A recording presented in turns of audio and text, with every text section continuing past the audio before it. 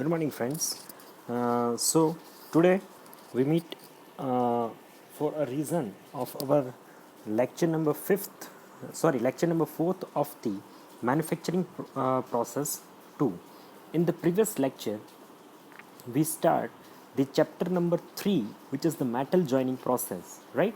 In metal joining process, we uh, discuss so many the metal joining process, like the soldering, brazing, what is the range of the working of the soldering, what is the range of the working of the brazing, how the soldering is to be carried out, the types of the soldering, which is the soft soldering and the silver soldering.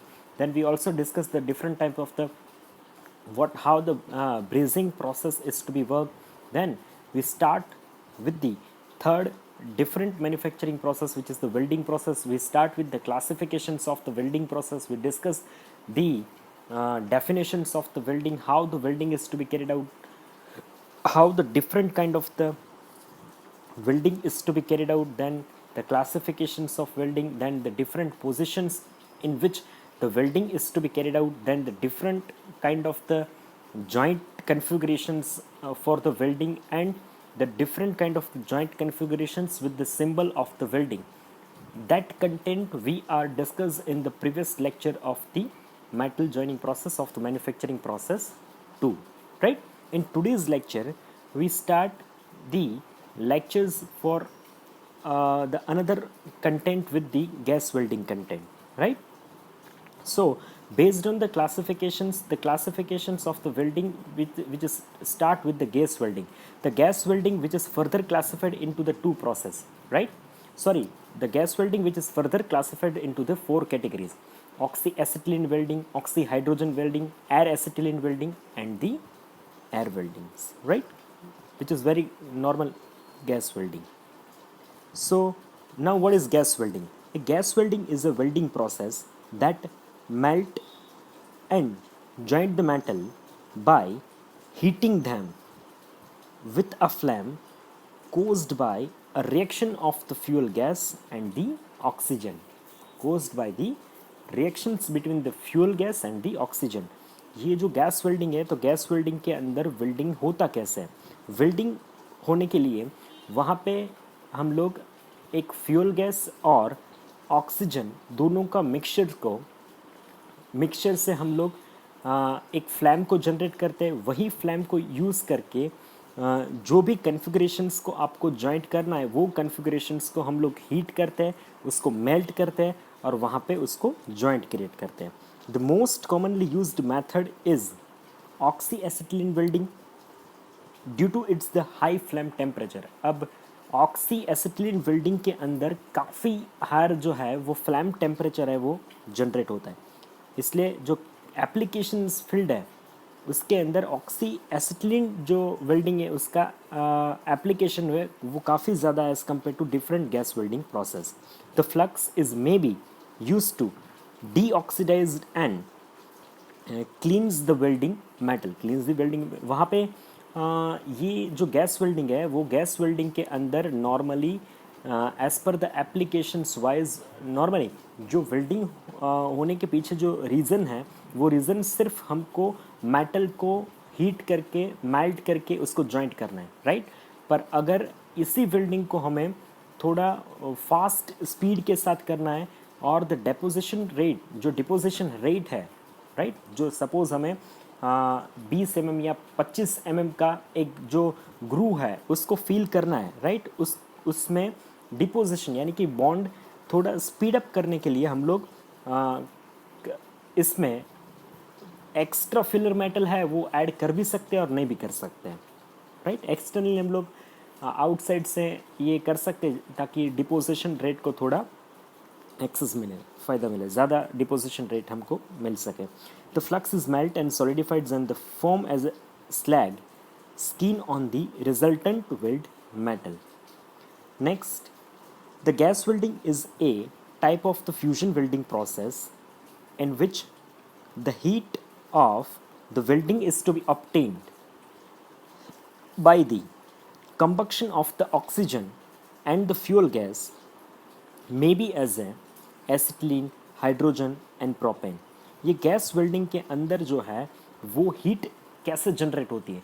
तो heat है वो generate होने के पीछे जो reason है which is the combustions of the oxygen with the fuel gas और oxygen का कंबक्शन होने से वहाँ पे हीट जनरेट होती है with the help of the flame.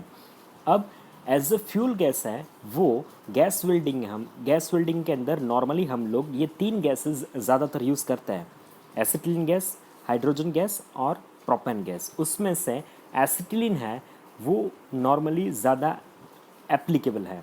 अब ये गैस वेल्डिंग है which is the furtherly classified as a oxy acetylene welding, air acetylene welding, oxy hydrogen welding and oxy fuel welding. So अब हम लोग जो ज़्यादा तरीके से वो जो बात करेंगे normally in the context of the oxy acetylene welding. अब ऑक्सी एसिटिलीन वेल्डिंग के कंटेक्स्ट में हम लोग काफ़ी ज़्यादा बात करेंगे क्योंकि जो major applicable gas welding process है वो जो है वो ऑक्सी एसिटिलीन गैस वेल्डिंग है। अब ये गैस वेल्डिंग के अंदर कौन कौन से जो इक्विपमेंट है वो यूज़ होते हैं? तो ऑक्सी एसिटिलीन गैस वेल्डिंग के अंदर गैस सिलेंडर, उसका जो प्रेशर है वो ऑक्सीजन का जो प्रेशर है वो कितना होना चाहिए? 125 kg पर सेंटीमीटर स्क्वायर होना चाहिए। एसिटिलीन का प्रेशर कितना होना चाहिए? 16 kg पर सेंटीमीटर स्क्वायर। इतना प्रेशर ये दोनों सिलेंडर के अंदर होना चाहिए, right? Regulators, the working pressure of oxygen which is the 1 kg पर centimetre square, working pressure of acetylene which is 0.15 kg per centimeter square, and the working pressure which is varies which is depend upon the thickness of the workpiece which is to be welded। अब ये जो pressure जो हम लोग regulator के ऊपर set करते हैं, राइट, वो basically at the time of the welding वो टोटली डिपेंड्स होता है कि आप कौन से थिकनेस के ऊपर वेल्ड कर रहे हो। वो थिकनेस के कंटेक्स्ट के अंदर ही हम लोग उसका जो रेगुलेटर प्रेशर्स है वो प्रेशर हम लोग वहाँ पे सेट कर रहे हैं, right? Then the pressure gauges, hose pipe यानी जो ऑक्सीजन और फ्यूल गैस वो दोनों को कैरी करने के लिए जो यूज़ होती है that is called as a hose pipe is, right? Then the welding torch के अंदर जो एक सेटअप रहता है वो टॉर्च के अंदर वो दोनों का मिक्सचर होके वहाँ पे गैस आता है, राइट? वहाँ पे आप टॉर्च के अंदर एक रेगुलेटर होता है और रेगुलेटर के दोनों को फ्लो जो है जो सिलेंडर से जो आ रहा है वो दोनों के फ्लो को आप वहाँ पे भी कंट्रोल कर सकते हो, राइट? फिर वहाँ पे आप विथ यूजिंग द लाइटर आपको वहाँ पे इग्निशन करके वहाँ पे गैस वेल्डिंग टॉर्च के आगे वहाँ पे आपको फ्लेम जनरेट करना है। Then the check valve and non return valve, ये जो सारे इक्विपमेंट्स हैं वो सारे गैस वेल्डिंग के अंदर एप्लीकेबल है। अब टाइप्स ऑफ फ्लेम को डिस्कस करेंगे। अब गैस वेल्डिंग को पहले डेप्थ में समझने के लिए आज का जो हमारा टॉपिक रहेगा ना वो बेसिकली मैंने आपको इंट्रोडक्शंस तो दे दिया कि गैस वेल्डिंग होता क्या है, पर गैस वेल्डिंग को समझने से पहले जो बेसिक थिंग्स है we have to understand the types of flame. Basically 3 types of the flames are there, right? और जो 3 टाइप्स को जो फ्लेम्स है वो काफ़ी वेल्डिंग के अंदर एसिटिलीन वेल्डिंग आप देख लीजिए, हाइड्रोजन वेल्डिंग देखिए, ऑक्सी एसिटिलीन और ऑक्सी हाइड्रोजन दोनों में ये 3 जो फ्लेम्स है वो काफ़ी वहाँ पे अपना इनपुट है वो प्रोवाइड करती है। So the first which is the neutral flame, right? ये न्यूट्रल फ्लेम में होता क्या है? Where the neutral flame which is ignited as a acetylene and O2s are mixed in the equal amount, जहाँ पे ऑक्सीजन और एसिटिलीन, राइट, दोनों का जो प्रपोर्शन है वो सेम प्रपोर्शन है विच इज़ द 0.5 और 0.5, right? And burn at the tip of the welding torch, और दोनों इक्वल प्रपोर्शन से हम लोग वेल्डिंग टॉर्च के आगे उसको बर्न करते हैं। The inner cone which is give as a 2 यानी 2 थ्राई heat where the outer envelope of the flame which is get as a 1/3 heat of that energy। अब ये मैं आपको फ्लेम नेक्स्ट इस पेज में दिखाऊंगा आपको। तो जो न्यूट्रल फ्लेम है वो जनरेट करने के लिए सबसे पहले क्या चीज़ चाहिए, यानी एसिटिलीन और आपका ऑक्सीजन ये दोनों का प्रपोर्शन है वो इक्वल प्रपोर्शन होना चाहिए। तब जब दोनों प्रपोर्शन इक्वल होगी तब न्यूट्रल फ्लेम जनरेट होता है। अब न्यूट्रल फ्लेम के अंदर 2 कॉन होते हैं, राइट? फ्लेम के अंदर 2 कॉन्स होते हैं। फ्लैम के अंदर एक छोटी सी फ्लैम होती है, राइट। जो बाहर वाली फ्लैम हमको दिख रही है ना, आप नॉर्मली आपने जब वेल्डिंग देखा होगा तो जैसे ही वो फ्लैम जनरेट होती है तो अंदर वाला पोर्शन आपको लाइट ब्लू दिखेगा और बाहर वाला जो है वो थोड़ा आपको ऑरेंज और रेडिश टाइप आपको दिखेगा। तो अंदर वाला जो पोर्शन है, जो एनवेलप, वो उसके पास जो होती है ना, वो 1/3 हीट एनर्जी होती है, जबकि बाहर वाले एनवेलप के अंदर, फ्लैम के एनवेलप के अंदर 2/3% ऑफ हीट जो है वो वहाँ पे होती है न्यूट्रल फ्लैम के अंदर। Now next which is the reducing flame. The excess amount of the acetylene is used as compare to the oxygen. अब यहाँ पे क्या हो जाएगा कि एसिटिलीन है वो काफ़ी ज़्यादा होगा as compare to the oxygen, which is giving as a reducing flame. Or reducing flame, the combustion of acetylene is incomplete, which is called as a greenish between the inner cone and outer cone. अब जैसे ही acetylene का proportion ज़्यादा हो जाएगा तो flame होगा ना, वो इंटरनली फ्लैम थोड़ा ग्रीनिश कलर का फ्लैम हो, इनर कॉन है थोड़ा ग्रीनिश कलर देगा जो इंटरनल फ्लैम है वो। और ये जो ग्रीनिश कलर दे रहा है उसके पीछे का जो रीज़न है, that is the incomplete combustions of the acetylene. Acetylene का प्रॉपर जो कंबक्शंस होना चाहिए वो प्रॉपर कंबक्शन जोन आ रही, क्योंकि हो चीज़ क्या हो रही है यहाँ पे, ऑक्सीजन है वो काफ़ी कम है कंपेयर टू एसिटिलीन, यानी वो पूरा जो बर्निंग होना चाहिए वो बर्निंग नहीं हो पा रहा है, यानी जो फ्लैम हो रहा है वो इंटरनली थोड़ा ग्रीन फ्लैम हो वो जनरेट हो जाएगा, एक which is very good for, ये जो फ्लैम है वो किसके लिए ज़्यादा हेल्पफुल है, ये जो फ्लैम है which is very useful for the welding of the aluminium alloys. जब आपको एल्यूमिनियम्स के एलॉयज़ को जो वेल्डिंग करना है तब ये जो फ्लैम है वो काफ़ी यूज़फुल होती है। और हाई कार्बन स्टील एलॉयज़ का भी आप जब वेल्डिंग करना चाहते हैं वो काफ़ी यूज़फुल होती है। Now next third which is the oxidising flame. Oxidising flame जो है वो where the excess amount of the oxygen is to be used. अब ये इसका रिवर्स कंडीशन हो गया है, राइट। जब access amount of the oxygen, उसके पहले रिड्यूसिंग में क्या था, एक्सेस अमाउंट ऑफ द क्या चीज़ थी, access amount of the oxygen था, यहाँ पे excess amount of the oxygen है, वहाँ पे एक्सेस अमाउंट ऑफ एसिटिलीन था, यहाँ पे excess amount of the acetylene है, which is giving as a oxidizing flame, which is only good for the welding of the brass. ये सिर्फ वहाँ पे वेल्डिंग ऑफ द ब्रास का, अगर आपको वेल्डिंग करना है ब्रास का, तो ब्रास का वेल्डिंग करने के लिए वहाँ पे ये फ्लैम है वो ज़्यादा यूज़फुल हो रही है। अब आप देखोगे तो आपके सामने जो स्क्रीन है वो स्क्रीन के अंदर 3 आपको फ्लैम दिख रही है, राइट। ये फ्लैम के अंदर फर्स्ट हम लोग फ्लैम को ऑब्जर्व करें तो फर्स्ट फ्लैम के अंदर आपको 2 पार्ट दिख रहे हैं, राइट। 2 पार्ट में जो न्यूट्रल फ्लैम है वो कैसे जनरेट होती थी, तो कि दोनों का जो प्रपोर्शन था विच इज़ दी सेम प्रपोर्शंस था। कितना टेम्परेचर होता है जब न्यूट्रल फ्लेम होती है उसका जो प्रपोर्शंस, जो बेसिकली मैं आपको फ़ारेनहीट में बताऊँ तो उसका जो फ्लैम होता है, फ्लैम का जो टेम्परेचर होता है वो 5900 फ़ारेनहीट होता है, और सेल्सियस में उसको कैरी करें तो सेल्सियस में 3260 डिग्री सेल्सियस है जो न्यूट्रल फ्लेम होती है उसका टेम्परेचर होता है, right. The flame has a nicely defined as a inner cone. इसका जो इनर कॉन आपको दिख रहा है वो एकदम क्लियर आपको दिखाई देता है, which is light blue in the colour, right. It is surrounded by the outer flame envelope, which is produced by the combinations of the oxygen which is in the air and superheated carbon monoxide and hydrogen gases। ये जो outer envelope जो create होता है वो किस तरीके से होता है, तो कि ऑक्सीजन है, वो ऑक्सीजन जो एयर के अंदर, जो एटमॉस्फेयर में ऑक्सीजन का जो प्रेजेंस है वो उसके साथ जो रिएक्शंस होगा कार्बन मोनोऑक्साइड और हाइड्रोजन गैसेस का जो रिएक्शन होगा उससे जो एनवेलप है वो आपको येलो थोड़ा येलो कलर वाला जो है वो आपको वहाँ पे फ्लेम का आउटर एनवेलप न्यूट्रल फ्लेम के अंदर दिखेगा, राइट। अब a neutral flame is name so because it's there is no chemical changes or there is no chemical effects in the molten metal.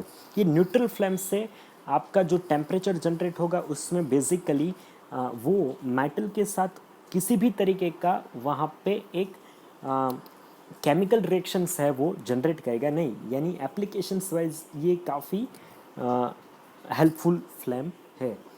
ये किस टाइप ऑफ द मेटल्स के welding के लिए use हो सकता है, यानी आप माइल्ड स्टील देख लीजिए, कार्बन स्टील हो गया आपका, एल्यूमिनियम हो गया, स्टेनलेस स्टील हो गया, कॉपर हो गया, ये सब के वेल्डिंग के अंदर जो है वो जब वेल्डिंग करना ये मेटल का, mild steel, carbon steel, aluminium, stainless steel, copper, तब ये न्यूट्रल फ्लेम है जो काफ़ी हेल्पफुल है। Now next the third one which is the oxidising flame. अब ऑक्सीडाइजिंग फ्लेम क्या होती है? ऑक्सीडाइजिंग फ्लेम कैसे जनरेट होती है? जब एक्सेस ऑफ ऑक्सीजन कंटेंट ज़्यादा होता है as compare to the acetylene, right, तब जो है वो ऑक्सीडाइजिंग फ्लेम है वो जनरेट होती है, राइट। अब ये इसका जो इनर कोन होता है as compare to the neutral flame, कि इसका जो इनर कोन होता है वो कंपेयर टू न्यूट्रल फ्लेम वो काफ़ी ज़्यादा ब्लूइश होता है, राइट। एंड आप देखोगे तो दोनों आपको फिगर में भी दिख रहा है कि जो ऑक्सीडाइजिंग फ्लेम है उसके अंदर जो इनर कोन दिख रहा है ना, वो इनर कोन ज़्यादा थोड़ा पॉइंटेड होगा, राइट, थोड़ा शार्प पॉइंटेड जो है वो इनर कोन है वो ऑक्सीडाइजिंग फ्लेम के अंदर प्रोड्यूस होता है, राइट। अब ऑक्सीडाइजिंग फ्लेम जब हम लोग जनरेट करते हैं with the excess of content of the oxygen, तो एक जब वो बर्न होता है तब एक लाउड रोर साउंड है वो प्रोड्यूस होता है in the oxidising flame, right. Oxidising flame has a greater temperature as compare to the neutral flame. Neutral flame के अंदर मैंने आपको बताया था कि 5900 डिग्री फ़ारेनहीट टेम्परेचर होता है। अब ऑक्सीडाइजिंग फ्लेम को जनरेट करने के लिए नॉर्मली जो फ्लेम ऑफ टेम्परेचर होता है वो 6300 फ़ारेनहीट डिग्री होता है। अब इसका प्रपोर्शन निकाले तो प्रपोर्शन कैसे होगा? जहाँ पे न्यूट्रल फ्लेम के अंदर 1:1 प्रपोर्शन था, राइट, ऑक्सीजन और एसिटिलीन दोनों सेम प्रपोर्शंस देते हैं। अब ऑक्सीडाइजिंग फ्लेम के अंदर 1.5% 1.5:1 प्रपोर्शंस होगा। 1.5:1 1.5 है वो ऑक्सीजन ज़्यादा होगा और 1 जो है वो एसिटिलीन का प्रपोर्शंस है, राइट। अब इसका एप्लीकेशन क्या होगा? तो एप्लीकेशन ये कॉपर बेस्ड जो मेटल्स होगी और जिंक बेस्ड जो मेटल होगी उनका वेल्डिंग करने के लिए आपको ऑक्सीडाइजिंग फ्लेम की ज़्यादा ज़रूरत पड़ती है। यानी मैं आपको बताऊँ, जब आप ब्रेजिंग करते हैं तो ब्रेजिंग करने के लिए आपको ऑक्सीडाइजिंग फ्लेम है वो काफ़ी ज़्यादा हेल्पफुल होती है, राइट। नेक्स्ट विच इज़ दी, जो बीच वाला आपको फ्लेम दिख रहा है, तो बीच वाला जो फ्लेम है वो कार्ब्यूराइजिंग फ्लेम है, और कार्ब्यूराइजिंग फ्लेम को हम लोग रिड्यूसिंग फ्लेम भी बोलते हैं। अब हमने जो पहले पढ़ा वो रिड्यूसिंग फ्लेम को बोलते थे, अब जो रिड्यूसिंग फ्लेम है उसको हम कार्ब्यूराइजिंग फ्लेम भी बोल सकते हैं। If the volume of the oxygen supplied to the neutral flame is reduced, अब जैसे हम लोग ऑक्सीजन का जो प्रपोर्शन है वो थोड़ा रिड्यूस कर दें as compare to the acetylene, right, as compare to the acetylene, तब जो फ्लेम जनरेट होगा then which is called as a carburizing और which is called as a reducing flame, which is very rich in the source of the acetylene, which is very rich in the source of the acetylene. A reducing flame can be recognized by acetylene feathers, right, which exist between the inner cone and outer cone envelope. आपको बीच में एक, यानी आपको यहाँ पे एक feather जैसा दिख रहा है, जो पंख होता है ना, पंख जैसा आपको फीदर जैसा दिख रहा है, राइट। ये जो फीदर जैसा जो इनर कॉर्न है और आउटर कॉर्न है उसके बीच में एक फीदर जैसा दिख रहा है, वो फीदर जो है जो पंख जैसा दिख रहा है which is only because of the acetylene proportions, right. The outer flame envelope is longer than of the neutral flame. Neutral flame का जो आउटर एनवेलप होता है उससे बड़ा आउटर एनवेलप है वो रिड्यूसिंग फ्लेम में जनरेट होता है, और which is much brighter in the colour के अंदर हम लोग देखें तो वो मच ब्राइटर कलर होता है। The reducing flame has approximately temperature between the 5500 Fahrenheit और सेंटीग्रेड में बोले तो 3038 डिग्री सेल्सियस के ऊपर जो है वो ये रिड्यूसिंग फ्लेम और कार्ब्यूराइजिंग फ्लेम वो जनरेट होती है, राइट। अब reducing flame is may B distinguished from carburizing flame by the fact that carburizing flame which is contain the more acetylene than the reducing flame, right. अब इसका जो applications मैं आपको बताऊँ तो एप्लीकेशंस नॉर्मली जब आपको नॉन फेरस मेटल्स के अंदर जो है वो आपको वेल्ड करना है, तो नॉन फेरस मेटल्स के अंदर वेल्ड करने के लिए जब आपको गैस वेल्डिंग से उसको वेल्ड करना है तब ये कार्ब्यूराइजिंग और द रिड्यूसिंग फ्लेम है वो काफ़ी इम्पोर्टेंट है। सो आज के लेक्चर के अंदर हमने जो पॉइंट्स डिस्कस किए वो पॉइंट्स के अंदर बेसिक था, हमने गैस वेल्डिंग को स्टार्ट किया, गैस वेल्डिंग का डेफिनेशंस देखा, गैस वेल्डिंग के डेफिनेशंस के बाद गैस वेल्डिंग जो है वो ब्रॉडली 4 टाइप्स के अंदर जो है वो डिवाइड होता है। नॉर्मली जो हायर एप्लीकेबल जो 2 types of the gas welding है which is the oxy acetylene gas welding और ऑक्सी हाइड्रोजन गैस वेल्डिंग। और उसके बाद जो है गैस वेल्डिंग को फर्दर उसमें उसके अंदर कौन कौन से इक्विपमेंट्स यूज़ होते हैं और गैस वेल्डिंग का प्रोसेस हम लोग देखें इससे पहले हमें ये चीज़ समझनी होती है कि गैस वेल्डिंग के अंदर the flame is the most important part to generate the melting between the 2 pieces of the metal. तो हमने 3 types of the flame which is the neutral flame, carburizing और द रिड्यूसिंग फ्लेम और oxidizing flame हमने आज discuss किए। उसके basis के ऊपर जो है अब उसको प्रोसेस में समझना काफ़ी इजी होता है, राइट। तो अब नेक्स्ट जब जब भी इसका लेक्चर होगा तब प्रोसेस जो है ना वो दोनों के लिए अब सेम हो, आपको फ्लेम पता चल गई तो प्रोसेस में आपको बताऊँ कि ऑक्सी एसिटिलीन के अंदर इतना डिफरेंस नहीं होगा और ऑक्सी हाइड्रोजन के अंदर अब वहाँ पे डिफरेंसेस होगा कि हाइड्रोजन से क्या चीज़ बाहर निकल के आती है, right. how the hydrogen is very impactful as compared to the acetylene और how the acetylene is very impactful as compared to the hydrogen। कब कौन सी मेटल का आप वेल्डिंग कर रहे हो तब जो है वो आपको दो जो आप फ्यूल गैसेस यूज़ कर रहे हो और फ्यूल गैसेस का जो इफ़ेक्ट बाहर निकलता है वो इफ़ेक्ट क्या होता है वो आपको हम लोग प्रोसेस में उसको नेक्स्ट टाइम जब भी लेक्चर में मिलेंगे तब डिस्कस करेंगे। For this lecture this is enough. So if you have any query, any doubts regarding this lecture, you can ask me in the YouTube comment sections.